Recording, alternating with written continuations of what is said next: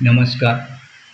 आज 7 मे 2026 बरोबर 1 वर्षापूर्वी याच रात्री 1 वाजून 5 मिनिटांनी भारतीय हवाई दलाची पहिली क्षेपणास्त्र पाकिस्तानच्या आणि पाकव्याप्त काश्मीरच्या दिशेने सुटली. ऑपरेशन सिंदूर सुरू झालं.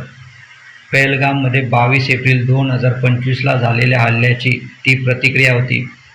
26 निरपराध माणसं, त्यापैकी पुण्याचे संतोष जगदाळे आणि कौस्तुभ गणबोटे वेस्टर्न व्हॅलीच्या हिरव्यागार कुरणावर धर्म विचारून ठार मारले गेले. त्यांच्या पत्नीच्या कपाळावरचं कुंकू पुसलं गेलं. म्हणूनच ऑपरेशनचं नाव सिंदूर ठेवलं गेलं. त्या रात्री काय झालं हे आपल्याला माहीत आहे. 9 दहशतवादी तळ उडवले गेले. जैश ए मोहम्मदचं बहावलपूरमधलं मुख्यालय, लष्कर-ए-तोयबाचं मुरिदकेमधलं प्रशिक्षण केंद्र. 1971 नंतर पहिल्यांदा भारतीय सेनेने पाकिस्तानच्या पंजाब प्रांतात इतका खोलवर प्रहार केला. 100हून अधिक दहशतवादी मारले गेले. 10 मेला युद्धविराम झाला. पण आज 1 वर्षानंतर खरा प्रश्न तो नाही. खरा प्रश्न हा आहे, त्या रात्रीनंतर भारत बदलला का?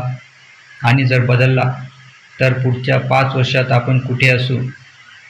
विचार करा. ऑपरेशन सिंदूर ही फक्त एक रात्र नव्हती, ती एक क्षण होती. ज्या क्षणी भारताच्या संरक्षण सिद्धांतात मूलभूत बदल झाला. पहिला बदल सिद्धांताचा. आधी स्ट्रॅटेजिक रिस्ट्रेंट म्हणजे संयम हा भारताचा अधिकृत पवित्रा होता. हल्ला झाला तर आपण सहन करायचं. आता तो पवित्रा बदलून स्ट्रॅटेजिक प्रोॲक्टिव्हनेस झाला आहे. म्हणजे प्रत्येक दहशतवादी हल्ला हा युद्धाचं कृत्य मानलं जाईल. निवृत्त लेफ्टनंट जनरल दुष्यंत सिंग यांनी हे स्पष्ट सांगितलं. दुसरा बदल संरचनेचा. वर्षभरात भारतीय सेनेचे 50 नवीन मिशन रेडी युनिट्स तयार केली. 4 नवीन चपळ फॉर्मेशन्स उभारली. सर्वात महत्त्वाचं, रुद्र ब्रिगेड्स. ही नेहमीची ब्रिगेड्स नाहीत. यांच्यात रणगाडे, यांत्रिक पायदळ, तोफखाना, स्पेशल फोर्सेस आणि ड्रोन सगळंच एका कमांडखाली आहे. युद्धाच्या वेळी जुळवाजुळव करण्यापेक्षा कायमची तयार ठेवलेली रचना. तिसरा बदल हवाई संरक्षणाचा. मिशन सुदर्शन चक्र, S-400, बराक-8 आणि स्वदेशी इंटरसेप्टर्स सगळे आकाशतीर नावाच्या कमांड नेटवर्कखाली एकत्र. लांब पल्ल्याच्या आणि लहान पल्ल्यांच्या क्षेपणास्त्रांचा एक थर एकाच पडद्याखाली. चौथा बदल पैशांचा. 2026-27चा संरक्षण अर्थसंकल्प 7,85,000 कोटी रुपये, मागच्या वर्षीपेक्षा 15% अधिक. कोणत्याही मंत्रालयाला मिळालेला सर्वात मोठा हिस्सा. या सगळ्यांचा बाजारानंही दखल घेतली. MTR टेक्नॉलॉजीज नावाच्या एक संरक्षण उत्पादन कंपनीचा शेअर 7 मे 2025ला 1300 रुपये होता. आज तो 6,000 रुपयांपर्यंत पोहोचला आहे. 400% वाढ 1 वर्षात. हा फक्त शेअर बाजाराचा खेळ नाही, हा देशाच्या निर्धाराचा बाजारी प्रतिध्वनी आहे. पण इतिहास आपल्याला एक गोष्ट शिकवतो. प्रत्येक मोठ्या लष्करी कारवाईनंतर शत्रूही शिकतो. कारगिलनंतर पाकिस्तानने सीमेवरच्या तळांची रचना बदलली. उरीनंतर त्यांनी सीमेवरचे लॉन्च पॅड्स खोलवर हलवले. बालाकोटनंतर त्यांनी हवाई संरक्षणात गुंतवणूक केली. ऑपरेशन सिंदूरनंतर ते काय करतायत पहा. गेल्या 9 दिवसात पंजाबमध्ये 3 स्फोट. 1 एप्रिलला चंदीगडमधलं भाजप मुख्यालय, 5 मेला जालंधरमध्ये BSFचं मुख्यालय आणि अमृतसरमध्ये लष्करी छावणी. नॅशनल इन्व्हेस्टिगेशन एजन्सीच्या प्राथमिक तपासात ISIचा हात स्पष्ट दिसतोय. हा योगायोग नाही. पाकिस्तानलाही माहीत आहे, पारंपरिक युद्ध त्यांच्यासाठी आता अशक्य आहे. भारतीय हवाई शक्ती, इलेक्ट्रॉनिक वॉरफेअर क्षमता, क्षेपणास्त्राचा साठा हे सगळं त्यांच्या आवाक्याबाहेर गेलं आहे. म्हणून ते पॅटर्न बदलत आहेत.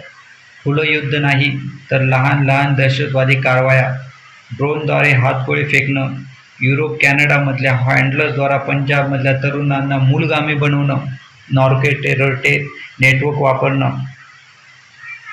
कार्नेगी इंडियाचे दिनकर पेरी म्हणतात, पुढचं संघर्ष ऑपरेशन सिंधूसारखा असणार नाही. आणि ते बरोबर आहेत. मग पुढे काय? 3 शक्यता दिसतात. पहिली शक्यता, स्थिर पण तणावपूर्ण परिस्थिती. युद्धविराम कागदावर टिकतो, पण लहान लहान दहशतवादी हल्ले सुरू राहतात. प्रत्येक वेळी भारत प्रतिसाद देतो, पण मर्यादित. हा सर्वात संभाव्य परिदृश्य आहे. भारत पाकिस्तान संबंध पुढचे काही वर्ष याच चक्रात अडकतील. दुसरी शक्यता, ऑपरेशन सिंधूर 2.0. जर पाकिस्तानमधून आणखी एक मोठा दहशतवादी हल्ला झाला, पहलगामपेक्षाही मोठा, तर भारताला पुन्हा प्रहार करावा लागेल. पण यावेळी पाकिस्तान तयार आहे. युद्ध जास्त वेळ चालू शकतं. नुकसान दोन्ही बाजूंनी जास्त. तिसरी शक्यता, सर्वात अनपेक्षित, चीनचा थेट हस्तक्षेप. लडाखमध्ये नाही, तर आर्थिक आणि तांत्रिक पातळीवर. पाकिस्तानला नवीन हवाई संरक्षण प्रणाली, ड्रोन्स, क्षेपणास्त्र तंत्रज्ञान आणि त्याचवेळी भारताच्या पूर्व सीमेवर दबाव. 2 आघाड्यांवर एकाच वेळी संघर्ष. हा परिदृश्य कमी संभाव्य आहे, पण जर घडला तर भारताची तयारी पुरेशी आहे का? या 3 शक्यतांपैकी कोणती खरी होते हे ओळखायचे काही संकेत आहेत. पहिला संकेत, पंजाब. पुढच्या 6 महिन्यात पंजाबमध्ये किती स्फोट होतात? जर वारंवारता वाढली तर ISIचं नवीन मॉडेल यशस्वी होते असं मानावं लागेल. दुसरा संकेत, काश्मीर पर्यटन. पहलगाम हल्ल्यानंतर पर्यटन कोसळलं. यावर्षी ते परत येतंय का?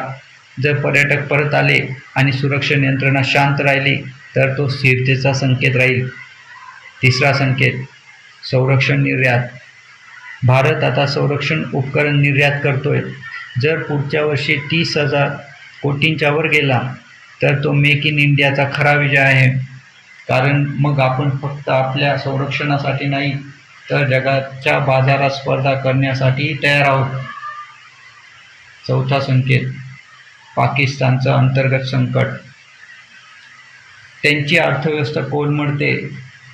जर सैन्याचा देशावरची पकड कमकुवत झाला तर आणखी एक मोठा हल्ला होण्याची शक्यता वाढते. कारण लष्करी राजवटीला आपलं अस्तित्व टिकवण्यासाठी बाह्य शत्रू लागतो. Lieutenant general A.B. शिवानी यांच्या मते ऑपरेशन सिंधूर हे एका ऑपरेशनपेक्षा एक वळणबिंदू होता. त्यांनी सांगितलंय की भारतीय सेनेने हे ऑपरेशन एक स्वतंत्र घटना म्हणून पाहिलं नाही, तर एक धुरा म्हणून वापरलं. एअर मार्शल सुजित पुष्कर ठाकर, माजी हवाई दलाचे उपप्रमुख, यांच्या मते लांब पल्ल्याच्या सरफेस टू एअर शस्त्र प्रणालीचा वापर आणि लाइटिंग म्युनिशन्स इतका मोठा वापर या प्रदेशात पहिल्यांदाच झाला. पण सगळेच आशावादी नाहीत. पेरी यांचा इशारा महत्त्वाचा आहे. पाकिस्तानला आणि चीनला आता भारतीय सैन्याची क्षमता आणि मर्यादा दोन्हीही माहीत आहेत. पुढचा संघर्ष नवीन नियमांनी खेळला जाईल. मला असं वाटतं की ऑपरेशन सिंधूर हा भारताच्या इतिहासातला एक खरा वळणबिंदू होता. पण त्याचं खरं महत्त्व त्या रात्रीच्या क्षेपणास्त्रांमध्ये नाही, ते आहे त्यानंतरच्या 365 दिवसांच्या तयारीत. संरचनात्मक बदल, रुद्र ब्रिगेड, मिशन सुदर्शन चक्र, 7 लाख कोटींचा अर्थसंकल्प, हे सगळे आकडे आहेत. पण या आकड्यांच्या मागे एक मानसिकता आहे. आपण आता प्रतिसाद देणारा देश नाही, आपण पुढाकार घेणारा देश आहोत. पण इथे एक धोका आहे. प्रत्येक नवीन सिद्धांत स्वतःच्या यशाच्या ओझ्याखाली अडकू शकतो. जर पुढच्या वेळी कारवाई कमी यशस्वी झाली तर लोकांच्या अपेक्षा कुठे जातील? म्हणून पुढच्या 5 वर्षात खरी कसोटी असेल संरचना, सिद्धांत आणि अपेक्षा, या तिन्हींचा समतोल राखता येतो का? पहलगाममधल्या 26 कुटुंबांना याच्याशी काही घेणं देणं नाही. त्यांच्यासाठी ऑपरेशन सिंधूर हा फक्त बदला होता. पुण्याच्या प्रगती जगदाळेंनी एक मुलाखतीत म्हटलं होतं, आमच्या भावना समजून घेतल्या गेल्या. राष्ट्रीय सुरक्षेचा खरा अर्थ हाच असतो. एक सामान्य कुटुंबाला असं वाटणं की देश त्यांच्यासोबत उभा आहे. ते वर्षभरात आपण मिळवलंय.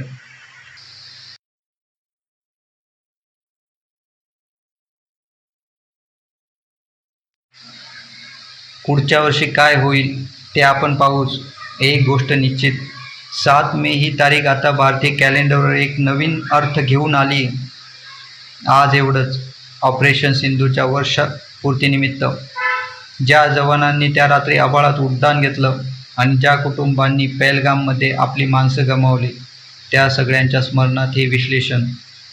राष्ट्रीय सुरक्षेसारख्या विषयावर आपण असेच एकत्र विचार करत राहायचं आहे. म्हणून आवाजला सबस्क्राईब करा. पुन्हा भेटू. नमस्कार.